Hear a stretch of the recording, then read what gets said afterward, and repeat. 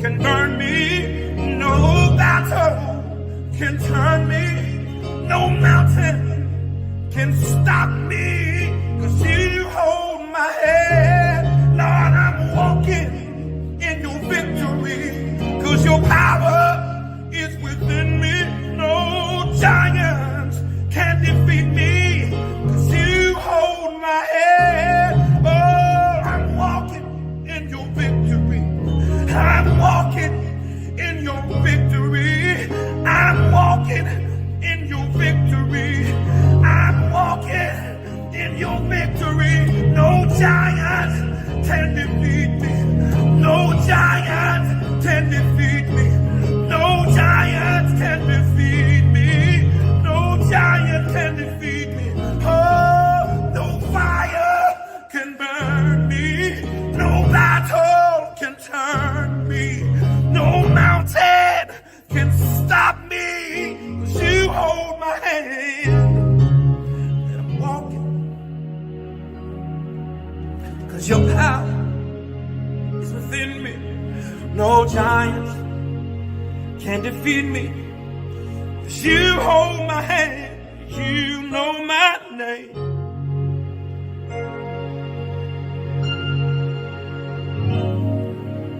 You know my name. You know my name. I told my tattoo artist, I say, man, remember I told you, I say, man, I don't feel like we should leave the house today. We just need to stay inside. And she came right to the house. I hate to even say this because nigga, man, that nigga always be. But that's what happened. She came in the house and was like, they say Kobe just had a helicopter crash. So you said we shouldn't leave the house before the shit happened.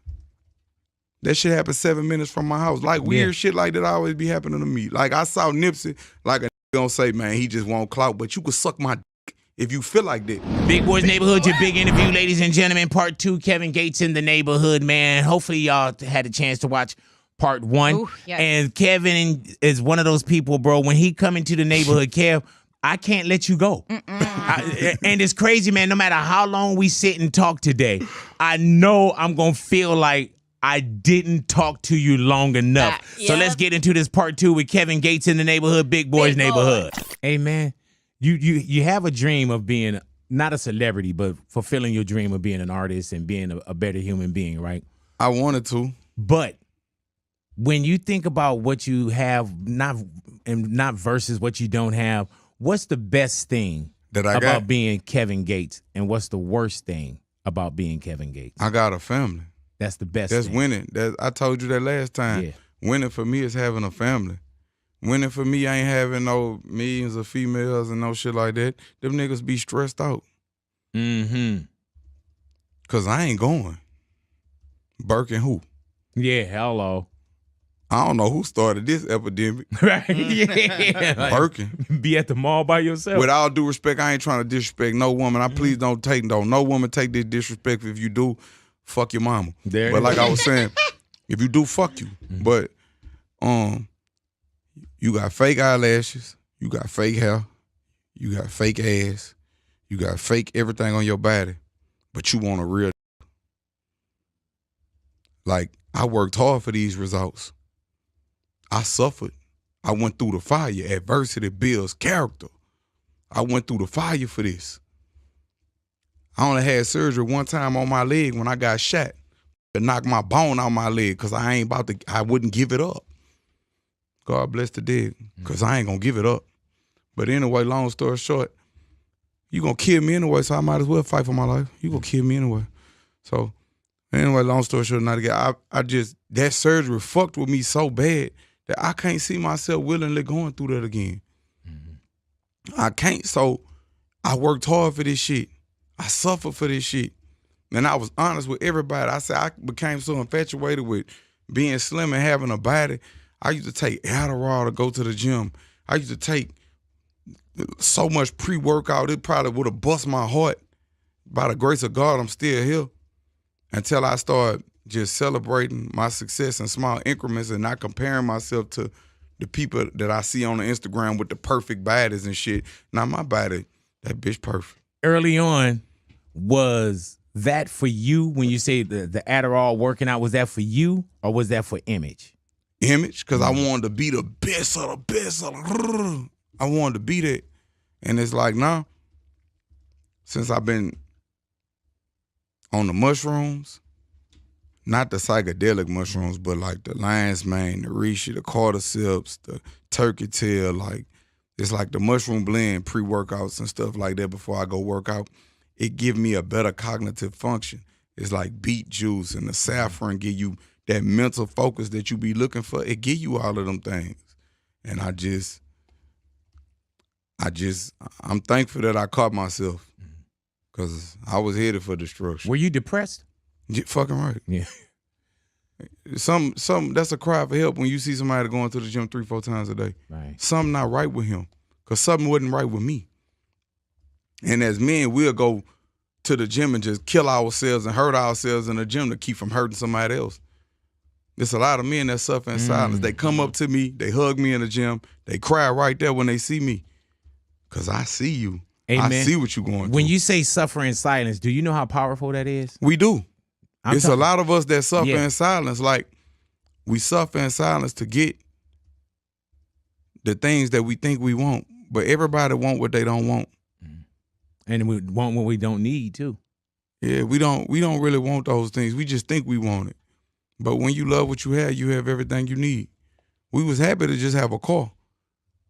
Till this nigga pulled up in this Rolls Royce on the side of me. Now I'm suffering again. Wow. Hey, man, did you have people that were afraid? Not only do you have to go through your change. He got this bad bitch with him. But if he go to jail, she gone. Right.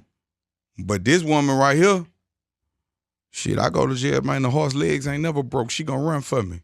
She gonna run for me. How did you find that out, though? And and I know the question sounds so easy. I know. Yeah, but I got a simple answer. Go ahead.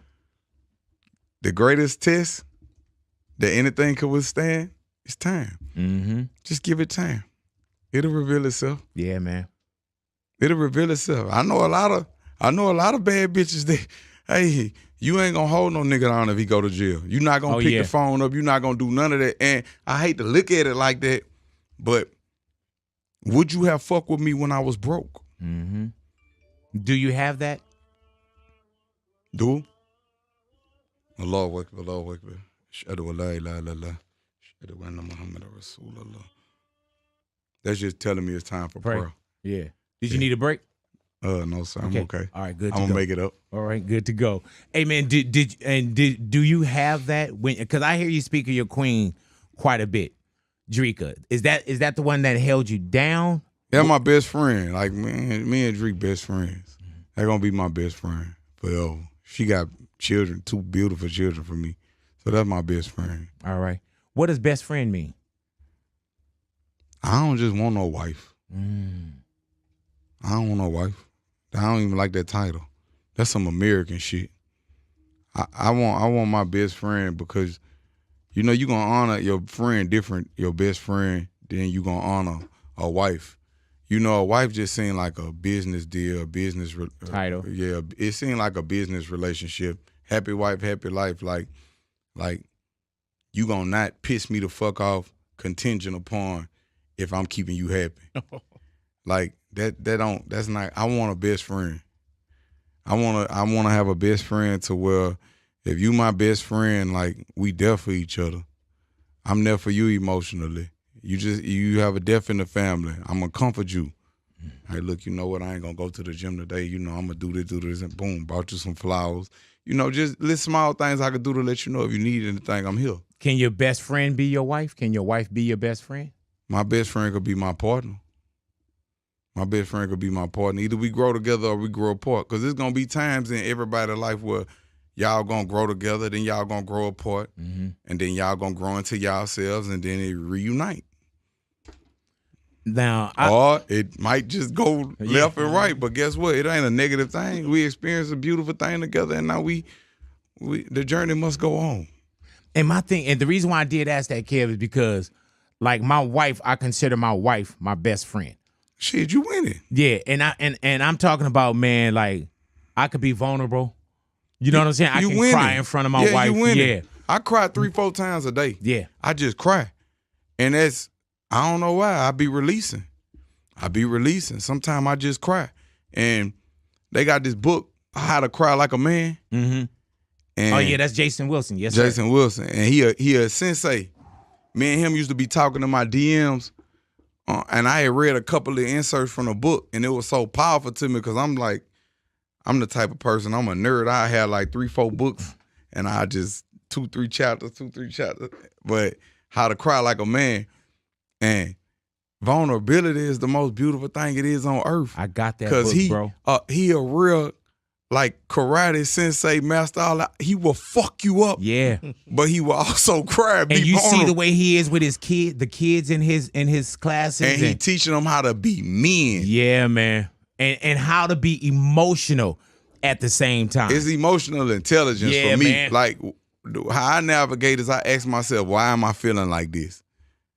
Where does this emotion, me being triggered like this emotionally, where does this stem from? So it always take me going back.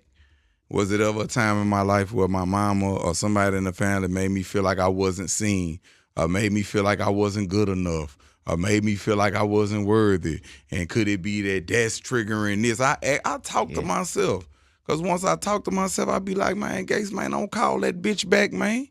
Man, you getting the same results every time, man. Fuck that hoe, man. We ain't doing no chasing. We only replacing. Sometimes you got to talk to yourself. Hey, man. You got to get in tune with yourself out here. Hey, bro, there's a book called Rumble, High young Five. man, rumble. Rumble. Hey, no. But let me tell you, man, the same thing, man, how you say you talk to yourself, right? Or where did that come from? When I went and did some work, man, they got these things called patterns. And everything that I did for this 9 days, bro, was patterns, figuring out why I'm an enabler. You know what I'm saying? I enable. You know, oh, I got you. I got you. I take care of that. Trying to make your problems disappear. You need this. I got you. I'm an enabler. Also, man, the pattern. We all got patterns of. Yeah, you a giver. Yeah, man. But guess what? Talk to me. Takers always recognize givers. Boom. The hardest thing for me to do was to set boundaries and say no. And this is the year that I've been putting the energy back into myself for the first time in my life. Hey, bro. I've been really putting energy into me. Like I take salt baths at night. Like I do the things that it take for me to heal. I ain't talking about going and get a pedicure and manicure. That's just maintenance. I'm talking about really soul searching with yourself, getting with yourself, sitting alone with yourself and working through them psychological traumas, emotional traumas, that type of shit. So you don't be triggered when you somewhere. Amen. Because everybody faking, living a facade. Everybody suffering on the inside. All right, let's talk about it. I watched the Hillsong documentary, and I've seen all the tabloid conversations about different pastors and different things. And so let me give you my 2 cents. I think personally that mega churches create some crazy challenges for people in terms of spiritual formation, discipleship, and pastoral care. Right? I mentor a lot of younger believers, and right now I notice that they are far more influenced off of the social majority, social media, clout culture than they are from a consistent community of believers that are integrated in their lives. As long as they show up on Sunday to the Sunday situation amongst 2,000 other people, it appears like they're good, right?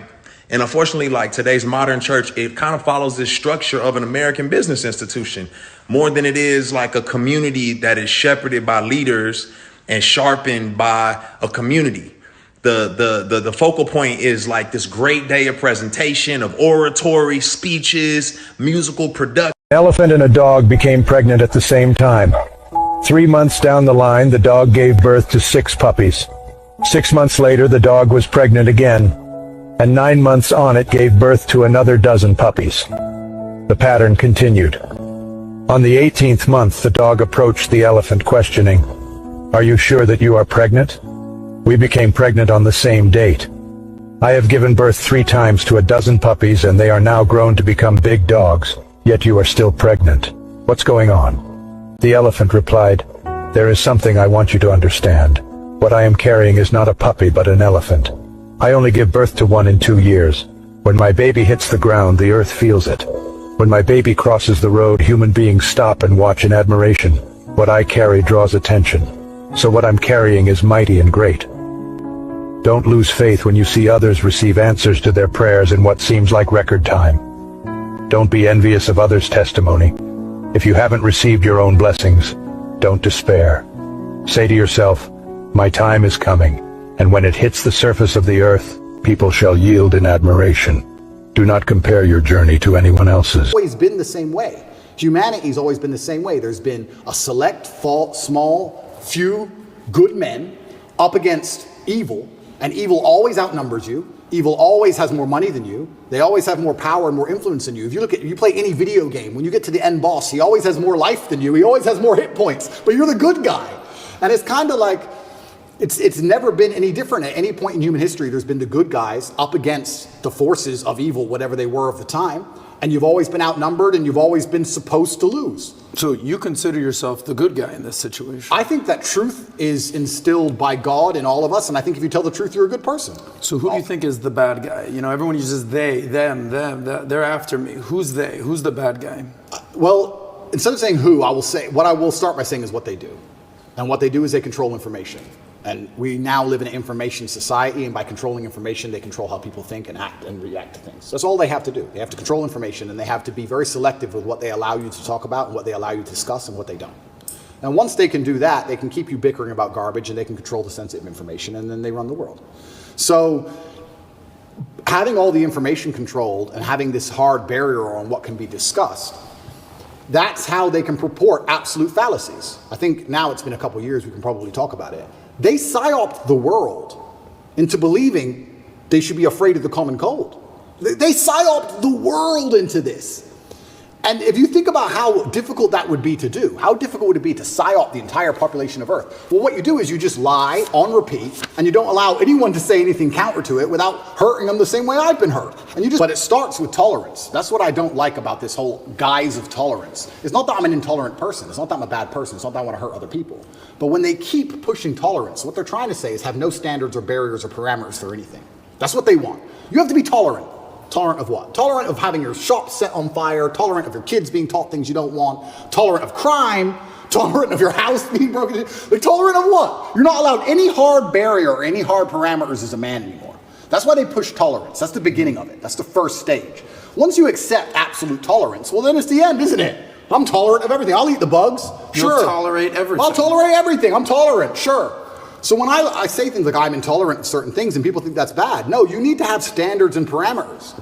And that's one of the reasons they also attack me. I say that men should be allowed to have standards and parameters in a relationship and in their lives. We should be allowed to decide who we want to marry, and we should have standards for her. They have standards for us. We should allow ourselves to have standards for her. We should have standards in what we'll accept from a government and standards in what we'll accept from a police force. We should have standards as men. But they're trying to erode all of that, because once that's gone, then your brain is completely empty. And then once your brain's empty, they can just plug in the slave program, and then it's over, right? You're a tolerant person. You're a tolerant person. Good. You're a good slave. Slaves are exceptionally tolerant. So the shirt you wear is what? Escape the slave mind? Resist the slave mind. Resist the slave mind. What does that mean? So I break it down to a very core message, and the core message is that I have financial freedom, so it's hard to tell me what to do, and I have sexual access because I'm respected by women, and I have a good network because I'm respected by men. I break it down to those core things, and those core things are what I build that's how you build the tapestry of masculinity, because if you don't have those three core things, you can never build the rest of it. That's the beginning of it. If you don't have those three things, it's hard to build the rest. So anybody who doesn't look into my message properly, I mean, I'm sure these people who are after me have never listened to me speak at length, ever. Ever. They just look at a picture. He's on a boat. There's 3 girls on the boat. There's no way those girls are happy with that, because my wife hates me. And there's 3 of them. So he has to go to jail. And that's what's happening. It's that baseline. I truly believe it's that baseline. But how else can I teach my message, as complicated as it is, without first breaking down and proving you have success in the most core levels of it, right? Before you learn to box, you jab and you cross. Before you do all the complicated stuff, you do the basic stuff. So a lot of it is people looking at my message, not understanding how detailed it is, not understanding how positive it is, looking at the baseline instincts which I teach and which I use to advertise my success as a whole to people, to show and say, look, I clearly know what I'm talking about to a degree, because I have things that you want. And you're a man, so you can't tell me you don't want them. Every man wants this. Every man wants one of these. And they take all this and they try and weaponize it and use it against me. And you're right. It's feminism as a whole that has this idea that if a man is a man, unapologetically, and he doesn't apologize for being a man, that he is a bad person. Which we've discussed at length, and I've discussed a bunch of times, but it's truly the most crazy thing about all of this is when shit hits the fan, it's exactly the kind of men they hate that they want. Every single time. Every single time. You can go out to a bar in America and you can stand there and argue with a feminist and argue with her to the end of time. And if someone ran in there with a gun, she would say, hey, you go. You're the misogynist. You go protect me. The feminist guy who's on my team, I don't want him to go. I want you to go, please. We don't want Dylan Mulvaney on the front lines. Of course not. And it's hypocritical. And it's hypocritical, and it's done on purpose. It's purported by the Matrix. It's done to attack the baseline masculinity of men because they don't want men to be masculine. Because when you're masculine, you say no to things. I saw a really interesting study once that was it had testosterone level, and it was linked to your capability to disagree with people. The higher your testosterone level, the more likely you are to disagree, because at a baseline level, back before we were more civilized than we are today, if you disagreed with someone, you had to fight him. Interesting. You had to fight that man. For you to sit and say you are wrong, there had to be a possibility of violence. If you didn't have the capability for violence, you didn't say you didn't say they were wrong. You just agreed with stuff, right? So they don't want men who are standing up and saying, I don't believe in X. They want to reduce our testosterone levels to where eunuchs, so that we sit and say, well, I may not agree with it, but what can I really do about it? It is what it is. And then they have absolute control. Do you think There's an exercise where we could say this: rock star energy drink. Wow, I just put that in history. See how quick history come up right there. Rock star energy drink. Those who want to do the exercise, we're going to say rock star to ourselves without opening our mouths, without saying anything outside. We're going to say this to ourselves. We're going to say rock star to ourselves. Don't say it out loud at the count of 3. 1, 2, 3. Okay.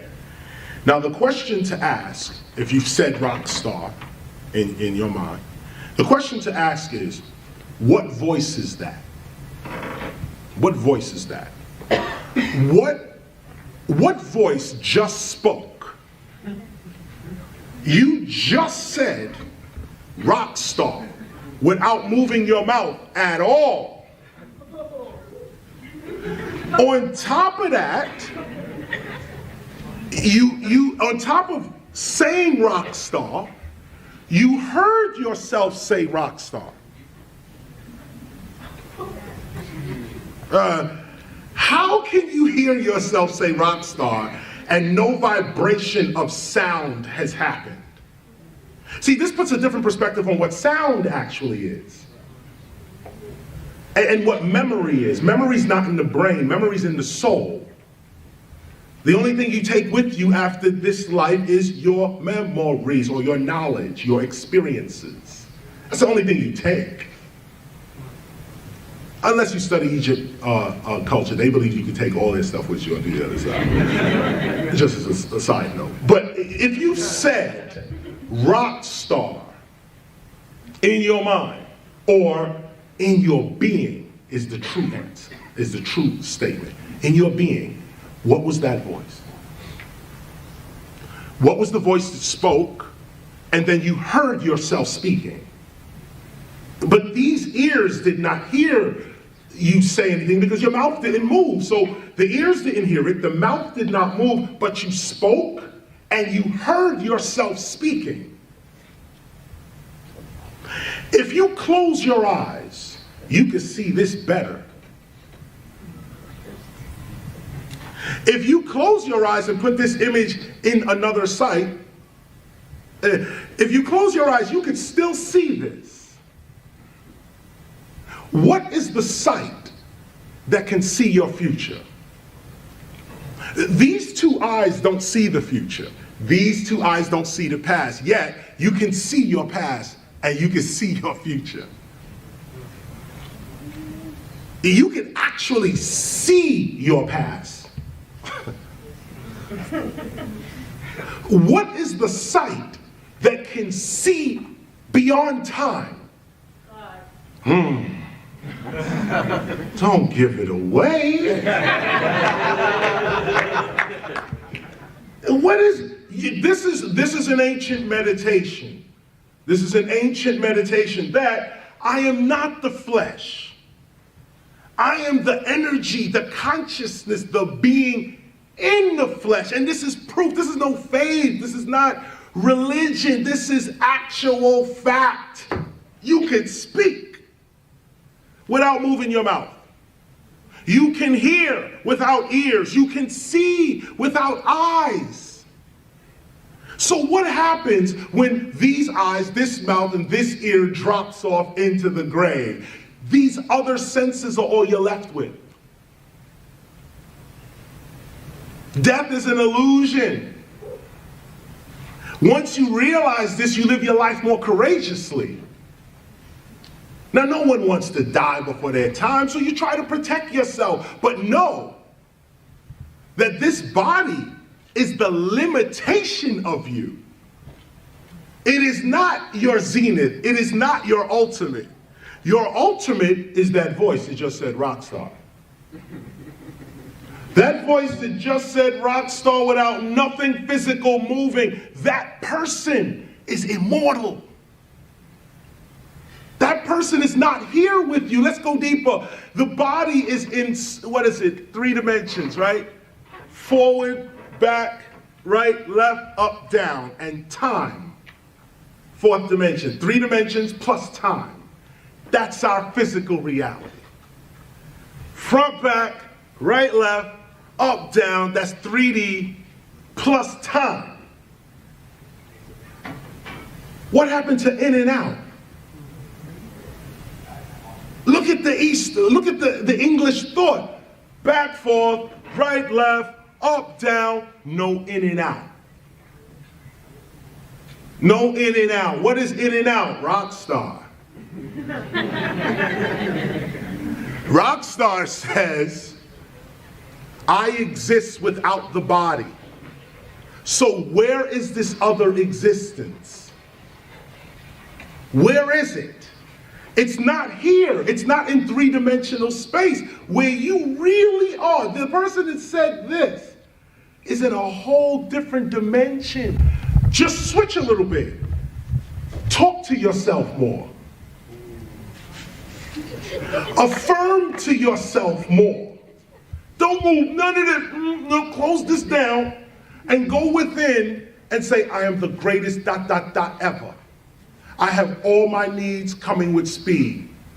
I am a being of love and light and knowledge. No weapon formed against me shall prosper. Whatever it is, have your affirmation on your tongue. Or, in your being. This is how the gods created this whole reality. The first humans, imagine, the first humans, they came from inner space. They came out. Study the Anunnakis. They came out of inner space.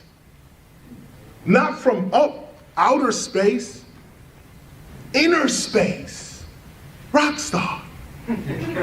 Before there was a body, there was this voice traveling in this voice's dimension. To get here to the earth, the inner voice created this outer extension of itself to be in this dimension. Once you realize that you are not just in this dimension, but you're also in another dimension, you now are free. Because whatever happens to you here in this dimension is not your only reality. See, this is how Jesus was able to get beaten and brutalized and hang on the cross. He wasn't here. He was the rock star. Inside, he went to the inner man. Do what you want with the body. I'm not here.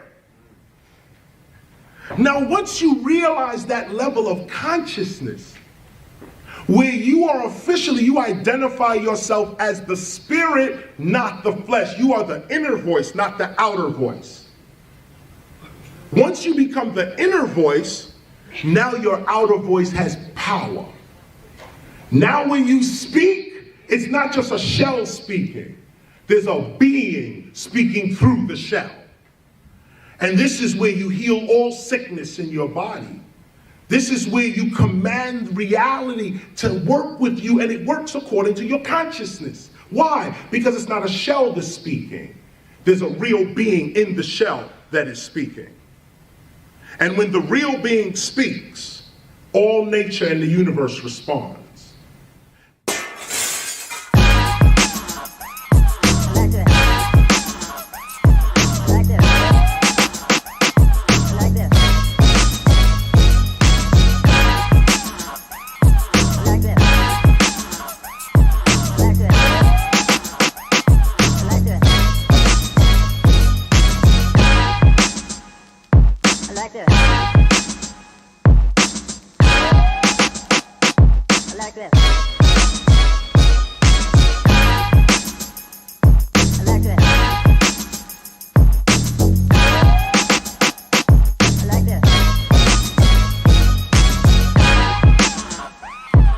this.